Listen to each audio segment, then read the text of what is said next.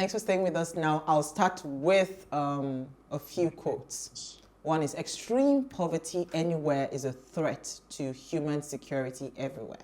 That's one. Poverty is the worst form of violence. And poverty is like punishment for a crime you did not commit. And this last one struck me. It says, in a country well governed, poverty is something to be ashamed of. But in a country badly governed, wealth is something to be ashamed of. I mean, this one really struck me.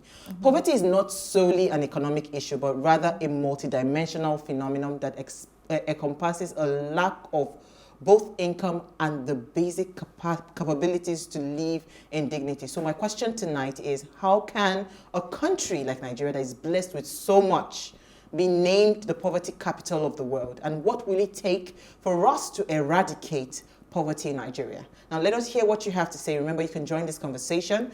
Tweet at us at +TV Africa or at Ways Show Africa1 with the hashtag Ways Show, or send us an SMS to 081-803-84663. That's also our WhatsApp number. Before I bring in Femi Akande shortly, I just want to hear maybe one minute each, your take on, is there a possibility that we can truly eradicate poverty in Nigeria? I think there definitely is a possibility. I'm a believer that anything is possible once we decide to put our mind to it, focus on it, and move, right? I feel definitely poverty can be eradicated in Nigeria, but then again, it's not going to happen in 2023 as was promised to us by our government and all of that. And with this system and with this structure, honestly, no. Because the truth is, you know how they say, what is in your shokoto? You're looking for it in Sokoto. That is the situation. We're all around looking for what to buy, who to borrow from, what to collect from other people, other countries, not neglecting, you said it, Nigeria is so blessed. I believe if we can properly harness what we have here, poverty eradication would not be so terrible. But with the current structure, you don't see that happening. With the current structure, it is impossible to do that. Because fine, I know there are different policies actually set in place to eradicate poverty by a particular year, but that is not possible because when we young Nigerians are starting up businesses, what is the government's behavior or attitude towards that? They're thinking first on how to tax us, how to send their boys to make sure that, our taxes are complete and all of that. Not knowing or recognizing that businesses creating solutions to the problems that exist are the ways we literally will take ourselves out of our situation. So, how about you, Uti? So, do I think that we can eradicate poverty in Nigeria? It will take a long time. So it's not going to happen overnight. And it's important really in all things to manage expectations. First of all, we have the corruption issue takes away all the money that we could use to develop this nation in the key areas where you can then talk about alleviating poverty. Whether it's raising the minimum wage, whether it's agriculture, it's infrastructure projects, all these things that can be injected. The government does, high taxes, as you just mentioned. And that just keeps taxing people, making us poorer day by day. So yes, it is possible. I think the SDG on poverty alleviation, I think that's about 2030. So we need to understand that it's a process and we need to be ready for every element of that process. But it is a long road that we have to be ready for the journey. So it's not going to happen overnight. Nobody should expect or fall for any promises right now about, the situation changing overnight. It is going to take a while, and it's going to take the concerted efforts of every single Nigerian. So when we're talking concerted effort, what are we looking at in terms of the concerted effort now? This protest, is it making any difference? Is it going to help us, to find the solutions that we're seeking? Do you see this helping at all? If we're not having the right conversations, then no.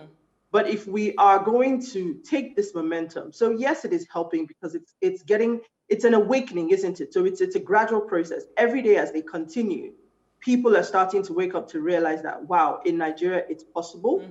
But it cannot be protest for protest's sake because, let's be fair, when I was reading, following up on Twitter today, I see people almost talking about the toll, at the Lekki toll, it's almost becoming like it's a jamboree, it's a party. It's not about that. We all need to remember that, look, if there's no food, if there's no water provided, we are still ready to protest.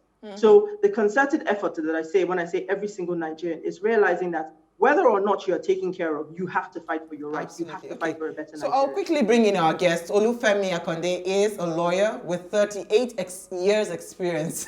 He runs a law firm, Odyssey Capital Partners, which focuses on family governance documentation. And he is the board chair at the Mishpacha, I don't know how to pronounce this foundation, which provides training, advice, and support for families wishing to create multi-generational wealth processes. He's also the author of the family wealth book, Listening to Trees. Thank you so much for joining us. It's such an honor to have you again on the show.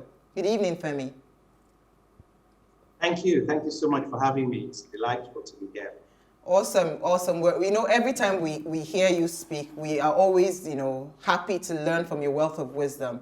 So you have been seeing and monitoring everything that's been going on in Nigeria. I mean, the young people are out on the streets.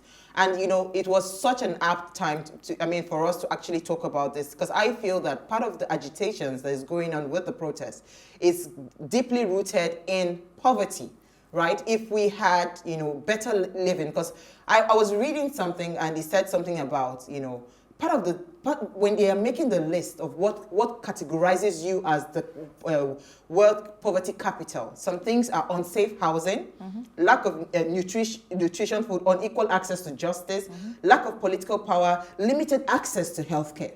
These are the things that that makes that makes the world poverty clock show to the world that Nigeria is the capital of poverty in Nigeria. Yeah. So Femi, you were listening to our conversations.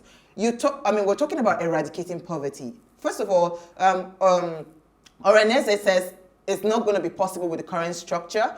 And Uti is also somehow agreeing to that. But what's your take on it? I'm kind of inclined to agree with both opinions.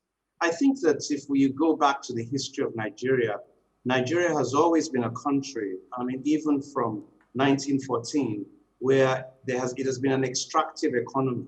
So first we had the slave trade, and then after that we had the British come in and they took away our raw materials and taxed us as well. And then after that we had a brief period of the political elite, and then we had the military. But it's always been an extractive economy whereby a few people extract and a lot of people work. It's always been that way. If you consider that for many years, the history of Nigeria was actually run by a company called the Royal Niger Company. It's a country run by a company. And so you can see that right from the roots of Nigeria, it has always been a country in which the minority have extracted resources.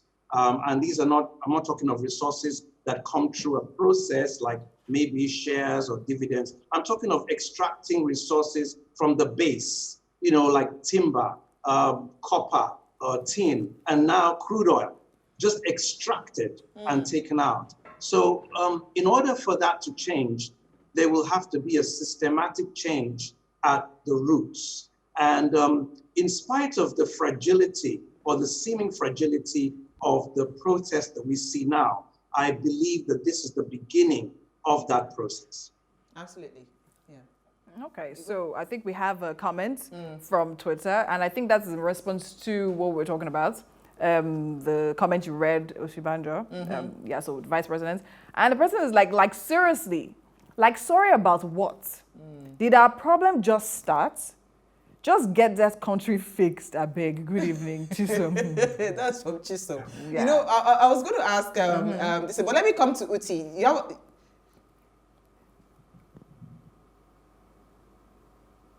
Uti, are you there? Yeah, go ahead, please. You have a question? So I would really like to know, so when we talk about alleviating poverty, when I was trying to read, as I said, it's the number one, or it's one of the SDGs. And when we talk about alleviating poverty in Nigeria, I would just like to understand what it is that are the key things. I've listed a couple of things, but what would be the quick wins? Where can we really start? Because I remember sort of late 2000, 2006, 2005, the economy seemed to be booming. A lot of Nigerians in the diaspora were coming back to Nigeria. IJGB was a trend. How can we get back to that point? Right. you want me to answer that? Yes, that's your question. Yes, please. Okay, so the truth of the matter is that unequal systems are common all over the world. All over the world, the statistics show us that 1% of the global population owns 44% of assets. And this is a global phenomenon. However, in the West and in other countries, they have circuit breakers that take the tension out of that inequality, such as the mortgage industry and so on. So talking about quick wins, let's say this. This government, for instance, is playing for the long game. And that's not surprising because when you look at the president and where he's coming from a past where we used to have 5-year developmental plans in the 70s. That's where he's coming from. So he's thinking of rail, he's thinking of all these things, which are basically things for another generation, not the current generation. And those things are important. But like you said, there need to be some quick wins. And what we need to do now is to unblock the path of the young people. We need to unblock the path and create multiple opportunities for them to succeed. Because what is happening is there is resentment at blocked paths. That is what is happening. In the past, you could travel abroad. But when your passport is at band 69, and you have 152 countries where you have to have a visa, and the green is no longer green and gold, is no longer green and gold, it's more like green and grass. People are going to resist you, and therefore you can't go out anymore. These people are locked into their country. They're on social media. They can see what's happening all over the world. There's a lot of frustration. Quick wins. The first one is the vice president is trying. He's trying to remove obstacles like make ease of business, visas, registration of companies in quick time. We've got to address the issue of tax, costs, energy. Energy is a big one. We have to address energy. Energy, if we take out energy, we can reduce costs. We have to improve education and move away from paper degrees to proficiency type of education where people can learn a skill. If I'm going to be a network engineer, I don't need to necessarily go and do a course for 4 years and do service. I could just do that as a 16-year-old and just build up my proficiency. So we basically, it's about creating alternative routes to success. But there is no lack of good ideas. The challenge is in the execution. And that's why I started with this, with the statements I made. Is it really, does the leadership, do the elites really believe that it is in their interest to alleviate poverty? Until you answer that question, we're not going to be able to make a lot of progress. Do they really believe that we need to have a change? This question. And I think that's what the protest is trying to set out, that there is a reason for them to change. This question is just asked. If I say I want to answer that question, maybe I will sleep in Kirikiri this night. But let me let Horace come in. Okay, so Mr. Femi, I think my question is, I understand you've said a lot, right? But I think I still want you to be a little bit more direct, right? You spoke about how, and I personally am of the opinion that, fine, we talk about, solution. But I think before we get to the solution part, let's start from the problem.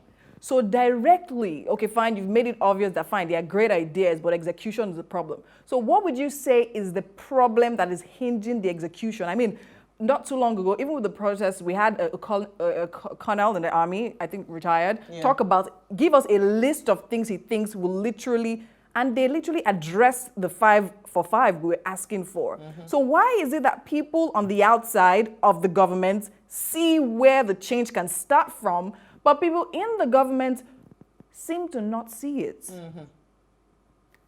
Is the question he just asked now? Yeah, I think that's the danger. When you live in a bubble, it's very difficult to actually touch lives. And that was why I set the scene at the beginning and told you, like, the history of Nigeria is in itself problematic. The history of Nigeria, until there is a dramatic, look, what is happening now? What's the difference between now and the Aba women's riots? What's the difference now between the miners in Iva Valley in the east who were standing up to the colonialists and were killed with bullets? What is the difference between the miners' strike? What is the difference between the general strike that occurred, the rail strike that paralyzed Nigeria before independence? There is no difference. Because what you have, the people in control are basically in some ways cut from the same cloth as the colonial masters. The system works for them. And until they understand that the system will not continue to work in that way, they do not have the motivation.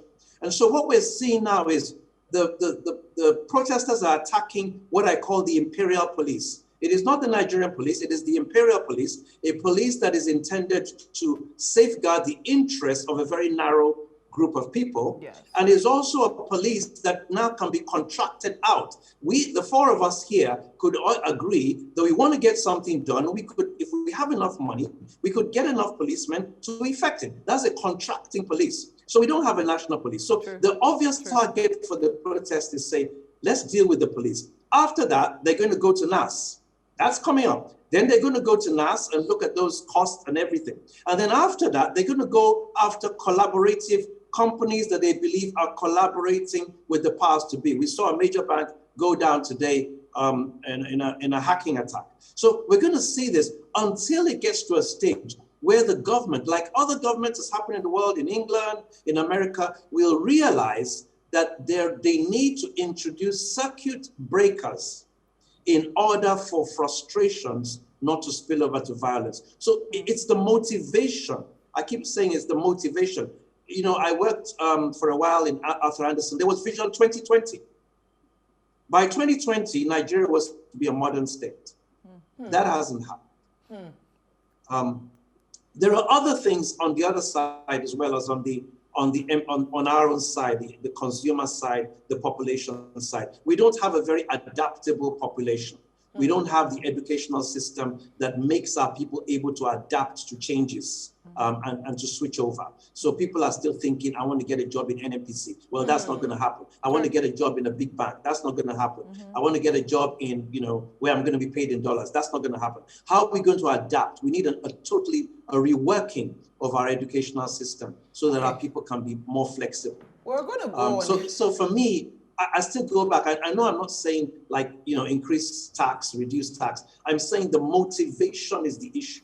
And that is what the protest has identified. They are going to make sure that they create a reason for these steps to be taken. Absolutely. Okay. Remember, the millennial generation is not a principle-driven generation. It's a cause-driven generation. Yes. You know, that's why you find the whole number of people here are very disparate. You've got the church, you've got, you know, people who, you know, very flexible gender ideas. You've got feminists. You've got a lot of people who would normally disagree. But because they can see a cause, they're coming together. Absolutely. And I think we really need to like get the government and the people that are to listen and say, there is a big reason why you need to bring out those documents in Vision 2020, the documents in the NESG talks, the SDG documents, dust them up and begin to apply them because you can. Okay, so we're going to go on a very short break. When we return, we'll continue the conversations. Please stay with us. We'll be right back.